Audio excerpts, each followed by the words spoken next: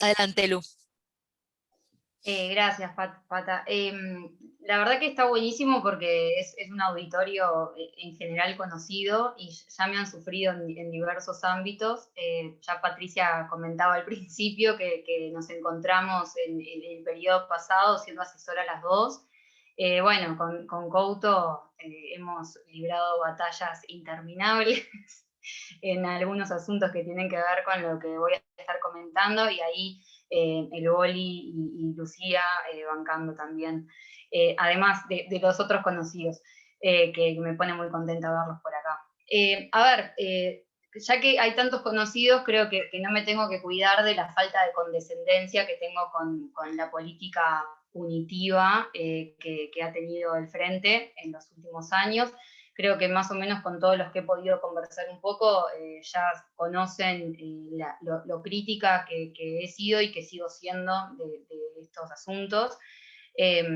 Un poco voy a ir mencionando algunos de los puntos a lo largo del análisis de la LUC en los aspectos penales, pero sí aclarar una cosa como de entrada, y es que obviamente yo no me dedico al derecho penal, no soy jurista penal, así que los estudiantes de derecho que se apasionan por el derecho penal y la criminología, de mi parte van a recibir, si se quiere, como una observación desde alguien que trabaja desde la teoría del derecho. Yo básicamente lo que hago es, mis análisis tienen que ver con observar al sistema político y su vínculo con el sistema jurídico y judicial. Es decir, ir viendo cómo esos cambios, cómo los cambios en el sistema político van afectando al jurídico y al judicial. Y de hecho soy una fuerte militante por reivindicar y poner arriba de la mesa las tensiones y relaciones que hay entre el derecho y la política. Me parece que esa es una de las grandes, uno de los grandes debes que tenemos, y que me parece que es importante que tanto se hable desde la academia de esa distinción y unión, como también es necesario que los actores políticos, y los de gran relevancia, pero también al nivel micro, ¿no? de la micromilitancia, es importante también que entiendan ese vínculo entre el derecho y la política, que lamentablemente en la Facultad de Derecho está bastante descuidada. Entonces, bueno, en ese sentido me gustaría como hacer esa aclaración. Eh, Teniendo en cuenta esto, o sea, desde donde yo miro el asunto y mi experiencia en el periodo pasado, que fue muy desafiante y muy rica a la vez, hoy vista en perspectiva y a distancia, cuando uno ya después de un tiempo deja ciertos espacios y ahora que toca estar de este lado, viéndola desde el lado de la oposición y no del oficialismo, confieso que dan muchas ganas de estar ahí. Es como un lugar fascinante, el de la política. Me parece que también es tiempo de reivindicar el hacer legislativo, porque muchas veces está instalada esta idea de que no, bueno, hacen lo que quieren, y no, en realidad la labor legislativa es una labor que tiene muchas dificultades y que se da con muchos obstáculos. Pero como les decía, o sea, teniendo en cuenta mi lugar y los roles que he ocupado y que ocupo actualmente, Daniel Zubillaga mencionaba, nosotros trabajamos juntos en el Observatorio del Sistema de Justicia y Legislación de la Facultad de Derecho, y ahí hace ya unos cuantos años venimos haciendo un trabajo muy fuerte de ver qué pasa con el nuevo CPP, la puesta en marcha del nuevo CPP desde la percepción de los diversos actores del sistema judicial, pero en el último tramo, digamos, para el informe 2020 del observatorio, trabajamos específicamente el impacto que la LUC tuvo respecto del proceso penal, o sea, de las modificaciones que se le hicieron al Código del Proceso Penal, que, como ustedes bien saben, es un código que ya venía sufriendo varias modificaciones que van en contra de la intención original de su creación. Entonces, si nos da el tiempo, podemos conversar un poco sobre ese asunto, si no, me voy a ceñir a lo que tiene que ver más con la normativa penal y no la procesal penal. Pero tiene sin duda sus implicancias, porque cuando uno junta las normas penales junto con la manera en la que estas son aplicadas y las consecuencias que tienen las personas sometidas a los procesos, vemos que también la LUC en ese sentido fue sumamente regresiva. pensando, digamos, en los grandes temas de la LUC, obviamente, como les decía, yo no soy penalista, hay muchos penalistas que podrán, con muchísima sabiduría y mejor manejo, pueden hacer los análisis de cada norma y explicar cuáles son sus desventajas. De hecho, creo que hay coincidencias si uno observa los informes del Instituto de Derecho Penal de la Universidad de la República.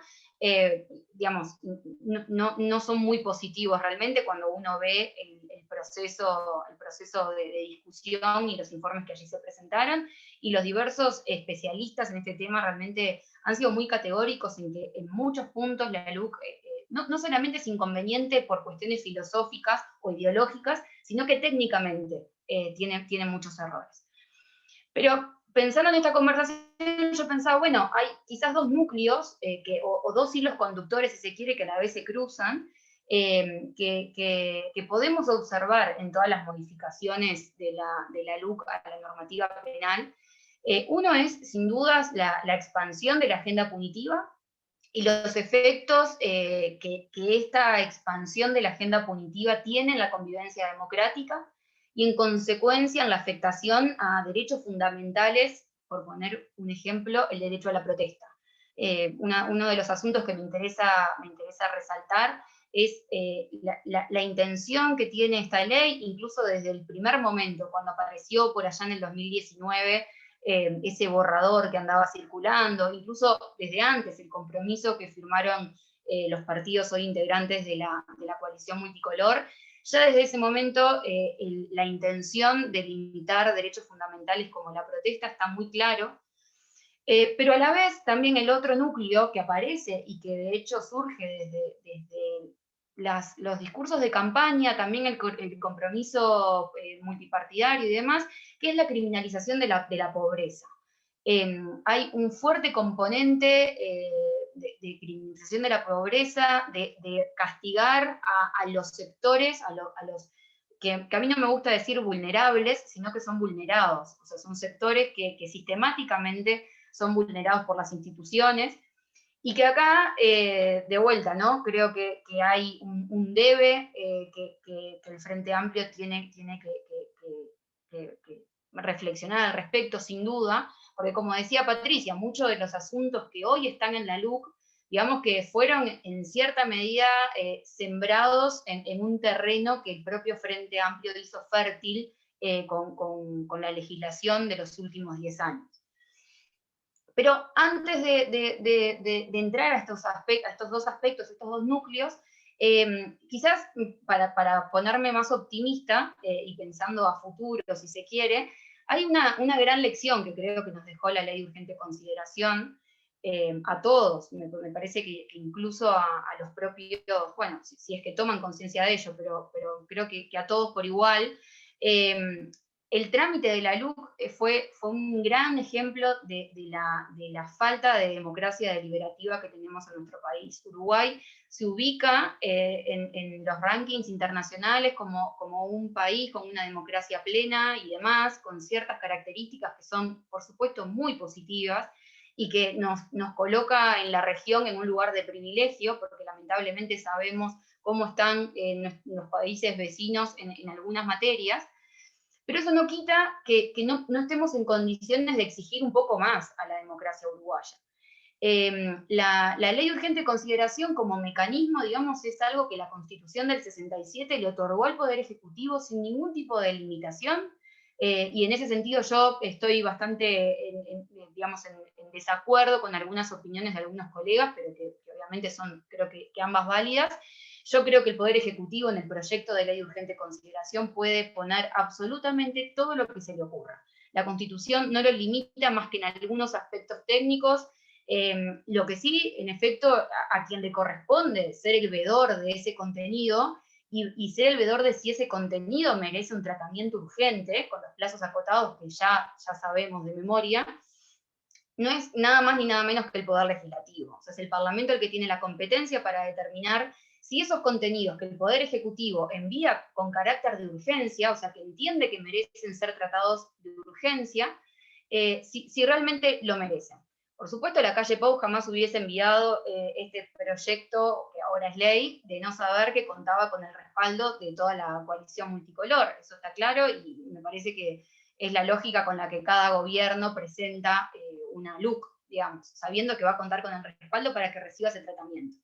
Ahora, el problema creo que, y acá viene la lección que nos deja la LUC, es empezar a confiar, digamos, en las instancias reales de participación de otros actores sociales e incluso los actores académicos. Yo siempre tengo una discusión muy fuerte con gente muy querida sobre el lugar que tiene la academia en el Parlamento. Acá no voy a decir ninguna novedad porque muchos sabemos cómo son las discusiones internas y la academia no suele ser escuchada. Quizás por el prejuicio de que los académicos vivimos en la torre de marfil, y qué sé yo, y que no embarramos los pies, es verdad, en un punto esa crítica es cierta, pero a lo técnico, digamos, es necesario prestarle atención porque si no, volvemos a lo mismo, esta idea de que lo político está por encima de lo jurídico es desconocer la dimensión política que tiene el derecho. Y la creación de derecho y las consecuencias que tiene esa creación de derecho, lamentablemente, la manejan técnicos en ese asunto, como puede pasar con otro tipo de disciplinas. Entonces, creo que esas son como las dos lecciones que me parece importante, y esto, insistir en la participación ciudadana, insistir en el debate democrático robusto, es decir, darnos cuenta de la importancia que tiene o de las consecuencias que tiene, qué sucede cuando nos toca ser la minoría. O sea, ¿qué sucede cuando se está dando efectivamente el gobierno de las mayorías? Que eso no es democracia en sentido fuerte.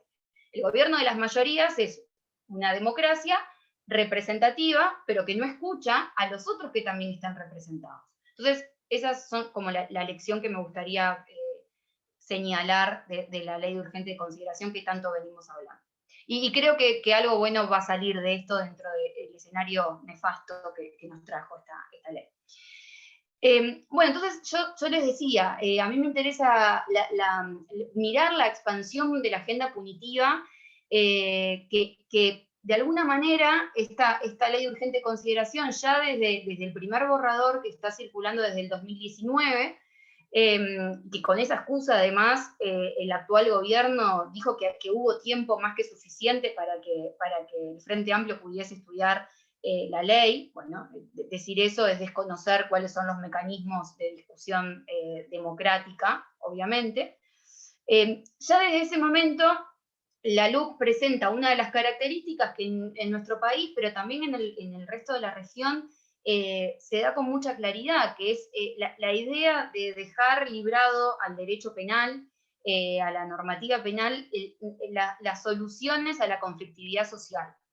Y esto obviamente pone en jaque la convivencia democrática tal como la concebimos. Es decir, si a cada conflicto social la respuesta que encuentra el gobierno es una respuesta punitiva, es decir, a través del derecho penal, bueno, en efecto vemos que hay algo ahí que no cierra. Si pensamos en esto de la solución o de la respuesta a la conflictividad social a través del derecho penal, esto no es nuevo, no lo inventa la ley de urgente consideración, no lo inventó el Frente Amplio y no lo inventaron los gobiernos anteriores. La expansión de la agenda punitiva es un compendio, digamos, de viejas recetas sin ningún tipo de resultado.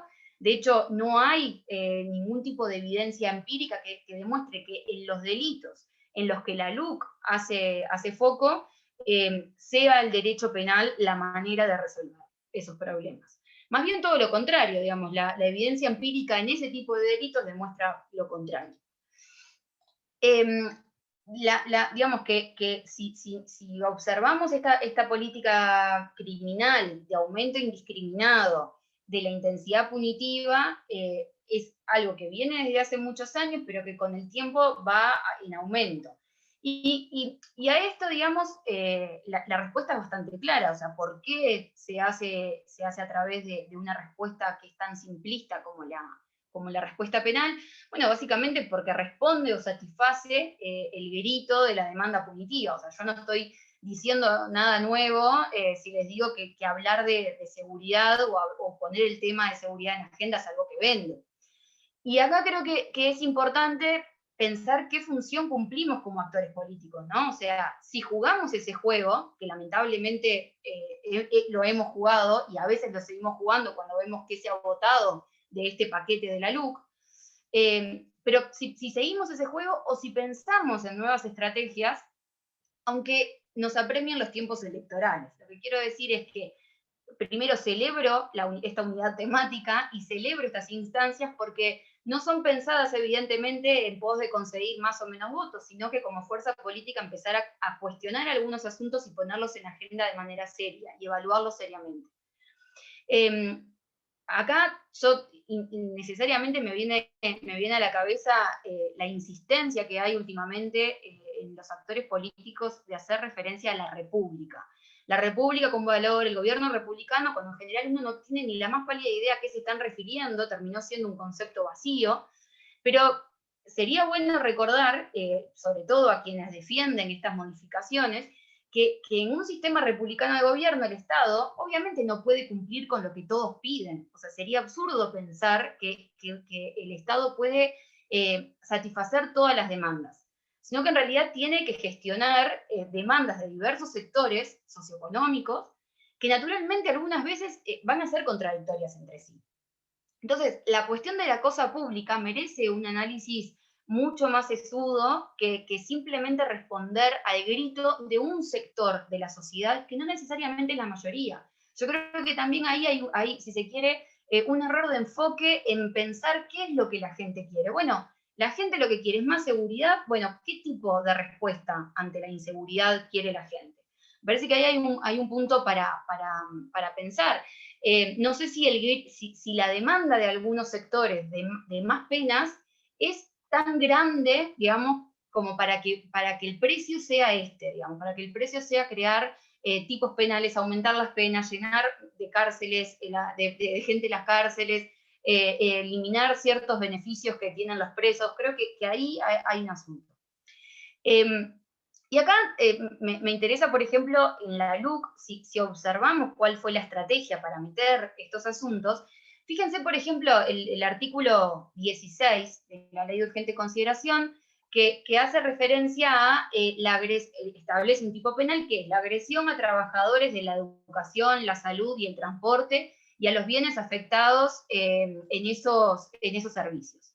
Es muy, digamos, es muy casual, si se quiere, esta idea digo, parece una coincidencia, pero no lo es. Están introduciendo un tipo penal bastante absurdo, de hecho, porque responde a un contexto determinado, a usted no les es ajeno, digamos, esto, el reclamo de algunos docentes porque se apersonaban madres o padres en el centro educativo reclamando que a su hija le pasó tal cosa o a su hijo le pasó tal otra, situaciones que muchas veces terminaban en agresiones físicas.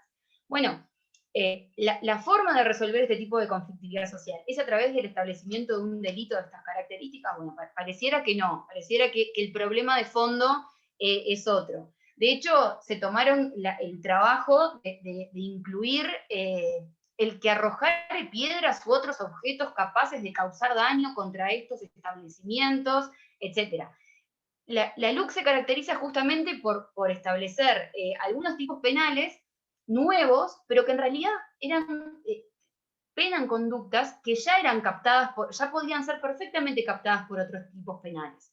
Entonces es inflación punitiva sin ninguna razón de ser, más que dar algún mensaje. Ahí yo vi que Nicolás en el chat puso el derecho penal simbólico, y en parte sí, es una de las estrategias que se ha usado. Ahora me gustaría dedicarle unos segundos a eso. Pero sí me interesa que quede claro esto, o sea, los nombres que a los tipos penales se les pone en la Ley de Urgente Consideración no son casuales, tienen una razón de ser, y es justamente dar algún motivo, dar alguna justificación que a quienes reclaman seguridad en ciertos contextos, en ciertos ámbitos, sientan que están respaldados, que su pedido está respaldado. ¿Ah? Otro de los asuntos que me interesa a los efectos de la expansión de la agenda punitiva como manera de resolver la conflictividad social tiene que ver con la materia género, o sea, violencia basada en género. Si para el Poder Ejecutivo, que como yo les dije hace un ratito, yo entiendo que el Poder Ejecutivo en un proyecto de ley con mención de urgente consideración puede poner lo que considera urgente, por más absurdo que podamos valorar ese contenido, si el Poder Ejecutivo considera que la violencia basada en género es una cuestión de urgencia, es curioso que la única respuesta que haya encontrado era aumentar penas, cuando está demostrado que el aumento de penas en los casos de violencia basada en género no disuade en prácticamente ningún caso a los victimarios de producir estas conductas. Entonces, me parece que ahí hay también una fuerte contradicción. Hay, por un lado, un sector de la sociedad que reclama, creo que con razón y con muy buen tino, que se atienda la violencia basada en género. Esto es algo que se tenía que atender no solamente en el 2019 ni en el 2015, sino que hace muchísimos años que la violencia basada en género reclama una respuesta por parte del sistema político, pero la respuesta que reclama por parte del sistema político no puede ser únicamente penal. El derecho penal en estos casos llega tarde, llega una vez que el daño está hecho, llega una vez que hay una mujer violada, abusada, golpeada y asesinada. O sea, los femicidios, las condenas por femicidio lamentablemente no resuelven en nada el problema. Y esto creo que todos fueron bastante conscientes, incluso cuando se aprobó incorporar la agravante muy especial del delito de homicidio, el femicidio. Si se dan una vuelta, digamos, por la discusión parlamentaria de esa aprobación, todos, absolutamente todos los partidos, o sea, los representantes de cada uno de los partidos, dijeron, sabemos que esto no resuelve el problema, pero hay que darle el mensaje a la sociedad. Y ahí, por eso me remito a lo que Nicolás decía sobre el derecho penal simbólico o la función simbólica. Bueno, acá en la LUC están haciendo exactamente lo mismo con la violencia basada en género. El problema no se resuelve aumentando penas. Sin embargo, la LUC lo que hace es, en los tipos penales relativos a delitos vinculados con la violencia basada en género, aumenta las penas sin dar mayores soluciones de otro estilo. Con drogas pasa algo muy parecido. En materia de drogas, que también acá creo que es importante, de vuelta a la autocrítica. Durante el periodo pasado nos encargamos, lamentablemente, de hacer algunas modificaciones a los delitos de estupefacientes que están originariamente establecidos en el decreto ley 14294. Y en ese punto también es lo mismo. Si ustedes recuerdan, el artículo 35 bis del decreto ley 14294, que refiere a la pasta base, fue una de las ideas dentro de la estrategia por la vida, la vida y la convivencia del año 2012. Y esa fue una salida también, presentándolo como algo que podía resolver el asunto, y lo cierto es que no resuelve. En materia de drogas, lo que hizo la LUC fue agravar este problema, fue aumentar las penas, pero no solo eso, sino que agregan una cuestión que creo que es bastante complicada, y es el agravamiento en base a la figura del hogar. O sea, en materia de drogas se estableció como un agravamiento que sea dentro del hogar.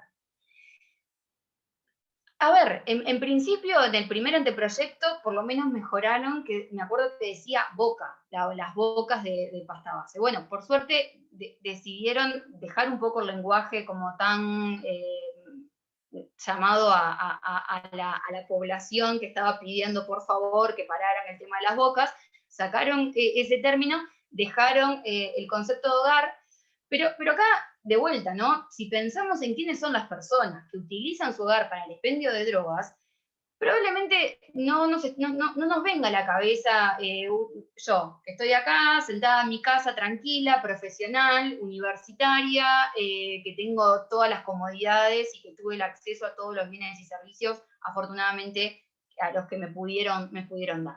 En realidad, acá lo que está en juego es una población muy específica, y que en general recae, estas poblaciones, o sea, las personas que están en los hogares cuando se hace el expendio de drogas, son mujeres, muchas veces jefas de hogar, y cuando no son jefas de hogar, peor todavía, porque son mujeres que están sometidas a ese lugar de la cadena delictiva por una suerte ya sea o porque su pareja las obliga a estar en esa situación, o porque entienden que es el rol que naturalmente les toca asumir, ayudando a su pareja para poder sacar adelante el negocio familiar, entre comillas. Y ahí es un problema de vuelta, ¿no? Es el poder, el sistema penal agarrando a los eslabones más débiles.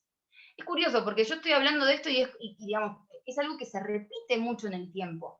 Siempre que se trabaja en materia de drogas o se toca la normativa penal en materia de drogas, es para tocar aquellos delitos que no afectan al narcotraficante grande que está disfrutando de su negocio en una playa. Es para afectar a los eslabones más débiles de la cadena delictiva. Y esos eslabones más débiles, en general sabemos por qué son los más débiles. O sea, y el círculo en el que entran una vez que son captados por el sistema, digamos que ya es inevitable los daños que tienen estas personas. No me quiero pasar del tiempo que teníamos pensado, así que voy a tratar de ser un poco más rápida en algunos puntos. Otro asunto que me parece que hace a las modificaciones de la LUC, pero que también, de vuelta, nos llama a la reflexión, es la criminalización de la pobreza en cuanto a la modificación de la falta establecida en el artículo 368 del Código Penal, que es la ocupación indebida de espacios públicos. Obviamente esto fue una falta establecida en la ley de falta en la 19.120. El proyecto fue enviado por el Poder Ejecutivo de ese entonces, que era Mujica, y fue una falta, digamos, bastante complicada, porque justamente era para atender a las personas en situación de calle, que ese es otro debe, bueno, que ahora se está agravando mucho más. Ya sabemos que la situación de las personas en calle es lamentable y con la gestión del MIDES, bueno, habrá que ver qué sucede. Pero en esa falta, lo que se había establecido es que la persona que fuera intimada, o sea, hasta la entrada en vigencia de la LUC, regía el antiguo 368 del Código Penal y establecía que aquella persona que ocupara espacios públicos fuera del ejercicio del derecho consagrado en el artículo 57 de la Constitución de la República, sería intimado por parte de la autoridad departamental, municipal o policial. Si permaneciera, se lo volvería a intimar, a abandonar ese lugar, y en caso de no cumplir, bueno, se aplicaría una pena de trabajo comunitario, lo cual es bastante loco si lo pensamos, o sea, personas en situación de calle teniendo que hacer trabajo comunitario, y si no cumplían con el trabajo comunitario, tendrían una pena a la cárcel, digamos, se los enviaría a la cárcel. Ahí otra vez, ¿no? Como aumentando ese círculo entre la situación de calle y la cárcel, y todos sabemos que las personas que se encuentran en situación de calle, buena parte de esa población son personas que salieron de la cárcel y que no tienen ningún tipo de solución para poder tener una vida distinta a la que tenían antes de entrar a la cárcel. Ahora, ¿qué hace la ley de urgente consideración con este artículo?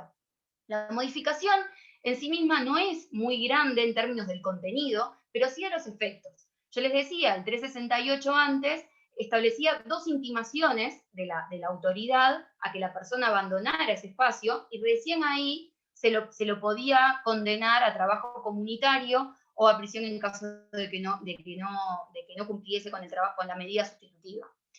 A partir de la LUC alcanza con una sola intimación a la persona para que, si no se retira, bueno, ya sabemos cómo termina, es decir, el juez se da cuenta, el juez competente, y este es el que determina cómo sigue la suerte de esta persona. Acá me permito citar a Lucía Remersaro, que está entre nosotros, que es justamente el derecho penal aporofóbico, o sea, es un derecho penal que está pensado para criminalizar a los pobres, que es una población que está vulnerada por el sistema y además tiene este castigo. ¿tá? Pero, como digo, la ley de urgente consideración de alguna forma viene a aumentar esta situación. Si a esto le sumamos, y acá creo que es como el moño de la ley de urgente consideración, si a esto le sumamos el empoderamiento de la autoridad policial que tiene la LUC, y creo que acá sí está la gran reforma de la ley de urgente consideración, la gran innovación tiene que ver con empoderar a la agencia policial en desmedro por completo de los derechos de los ciudadanos. Es decir, ante la conflictividad social se apela no a fortalecer los derechos de la ciudadanía, los derechos de participación o las instancias de diálogo, sino que se apela a fortalecer a la agencia policial, sin tomar ningún tipo de medida en cuanto a su instrucción, en cuanto a instancias de diálogo entre la policía y la comunidad en la cual opera. Digamos, la urgencia del Poder Ejecutivo con esta ley fue justamente darle más poder a la policía.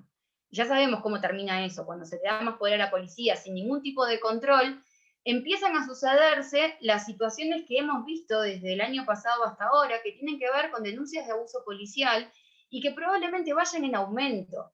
En la medida en que tiene más poder la policía y sin controles concretos, es muy probable que estas situaciones de abuso vayan en aumento. Y además, si nos fijamos en los tipos penales, digamos, incluso antes de entrar en el más famoso de todos estos, que es el agravio a la autoridad policial, ya la LUC estableció la presunción de legitimidad del actual policial. De la actuación policial, perdón. O sea que, salvo que haya una prueba en contrario, siempre se presume que la actuación del personal policial en ejercicio de sus funciones es acorde a las disposiciones constitucionales, legales y reglamentarias. Esto ya de pique nos pone en un escenario bastante complicado. No importa lo que haga la policía, tiene una presunción siempre a su favor de que su actuar es legítimo. ¿Ah? Si esto lo sumamos a estos tipos penales que yo les mencionaba, que empoderan a la agencia policial, como el agravio a la autoridad policial, que el artículo 11 de la Ley de Urgente Consideración lo establece en el artículo 173 bis del Código Penal, en efecto nos vamos a encontrar con una situación en la que la policía se presume que lo que hace es legal, es constitucional, está de acuerdo a la normativa vigente, o sea, su actuar se entiende, se presume acorde a derecho, pero además le sumamos delitos, o sea, se crean delitos, conductas a las que, por ejemplo, si ustedes leen el artículo 173 bis actual o el artículo 11 de la LUC, van a ver que incluye muchísimos verbos nucleares. O sea, hay un montón de cosas que son consideradas agravio a la autoridad policial. Arrojar cosas, insultar, menospreciar. Bueno, ¿qué es eso? Digamos, ese tipo de conductas. ¿Quién está en condiciones de definir que una persona agravió a una autoridad policial? El arrojar cosas, ¿no les remite a esto de las garrafas en aquel partido, en el centenario? Digamos, es como todo, un tipo penal que está hecho por y para resolver demandas del sector policial, o sea, de la agencia policial.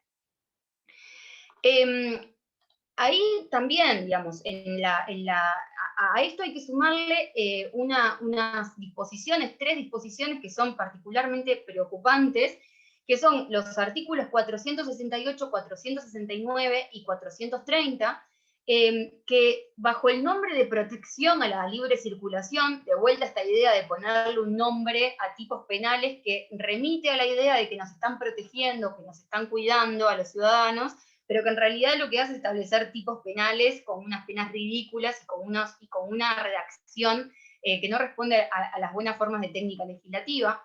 Pero en estos 3 artículos se concentra esta idea de limitar los piquetes. De hecho, que la palabra piquete como tal aparezca en la ley es bien curioso, remite exactamente a lo mismo. Bueno, en el caso de drogas quitaron bocas, pero en esto dejaron piquetes porque le parecía que era muy útil dejar esta palabra. Y acá tenemos también un problema que viene un poco del pasado y que eso dificulta, digamos, al frente para poder posicionarse contra estos artículos. Estos artículos de alguna manera reúnen en parte unas disposiciones que tenía un decreto del año 2017, el decreto número 20 del 2017 del Poder Ejecutivo, donde establecía que el Ministerio del Interior es el encargado de preservar el uso público de las calles, caminos y carreteras, para lo cual puede disponer de la intervención de la autoridad policial en casos que se obstaculice la libre circulación o se afecte la tranquilidad y el orden público, intervención de la que se exceptúa expresamente lo establecido en el 57 de la Constitución, que tiene que ver con el derecho a huelga. Ahora, con estos tres artículos, digamos, se derogó tácitamente ese decreto del Poder Ejecutivo del año 2017, se hace mucho más gravoso, directamente es ilegítimo, digamos, cualquier tipo de piquete, vaya a saber uno lo que la agencia policial considera que es piquete, y en ese sentido es una clara limitante al derecho a la protesta. Y el derecho a la protesta es quizás uno de los derechos más importantes, si no el más importante, para sostener una democracia. Un Estado democrático no puede subsistir como tal sin la protesta. La LUC lo que hace es achicar al máximo todas las posibilidades y todos los ámbitos de protesta que pueden tener los ciudadanos. Obviamente, a esto se agrava que digamos, estamos en un contexto de pandemia, ahora ya con las limitaciones, digamos, a la LUC se sumó la limitación al derecho a reunión establecido en la Constitución. Entonces, es una ley que se aprobó en un momento que no era, que no era apto para su tratamiento y su aprobación, al menos yo lo considero de ese modo. Las garantías creo que no estaban dadas para dar un debate democrático en serio y de calidad. Y se van sumando diversas situaciones y diversas reglamentaciones que en muchos casos parecen usar a la pandemia como excusa. Es decir, por un lado, se apela a la libertad responsable, pero por otro lado, las medidas que se encuentran automáticamente para poder lidiar con algunos efectos de los contagios y demás, para evitar los contagios, no es cerrar la actividad y subsidiar a ciertos sectores, sino que es limitar un derecho constitucional como el derecho a la reunión, con las implicancias que eso tiene. Entonces, si sumamos el tema de las aglomeraciones, sumamos delitos que empoderan a la agencia policial, el de agravio a la autoridad policial, otro delito que creó la ley de urgente consideración, que es la resistencia al arresto. Piensen en ese delito como un delito que también afecta fuertemente el derecho a la protesta, pero además tiene una consecuencia muy particular. Fíjense, a lo mejor la persona se estaba resistiendo, primero que esa conducta ya podía entrar a través del desacato. Pero ahora específicamente, hablando de la resistencia al arresto, imagínense este escenario que de hecho ya se ha dado. Las aglomeraciones están prohibidas. Hay un grupo de jóvenes, porque además eso, la policía no se fija en dónde están los adultos de cierta clase social o socioeconómica, sino que específicamente acuden a lugares donde en la noche, lugares en los que se reúnen o se pueden llegar a nuclear jóvenes, y en ese contexto es que aprovechan para aplicar toda la reglamentación que ahora aparece sobre la pandemia. En ese escenario, la policía intenta disuadir una aglomeración.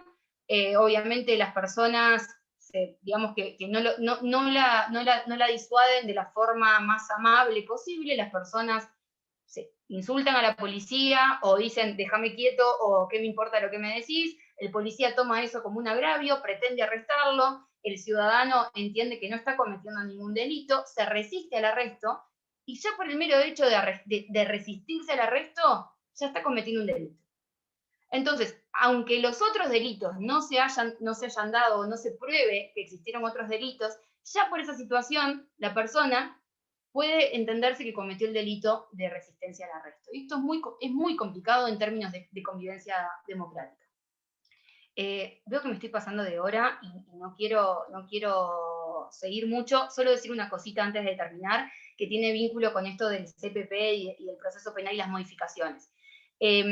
Si a todo esto lo sumamos a las modificaciones que hace la LUC respecto del CPP, donde le da más potestades investigativas a la policía, donde elimina hipótesis, o más bien agrega hipótesis en las cuales se puede dar la prisión preventiva, donde, digamos, elimina un montón de herramientas que el CPP mantenía muy humildemente, porque las otras también le fueron podadas de a poquito. Piensen las consecuencias que esto tiene en el sistema carcelario. Nada, en el sistema carcelario y en el sistema judicial, que estamos viendo de a poco los efectos. Lo voy dejando por acá y abro para cualquier pregunta que haya. Muchísimas gracias, Lucía. La verdad que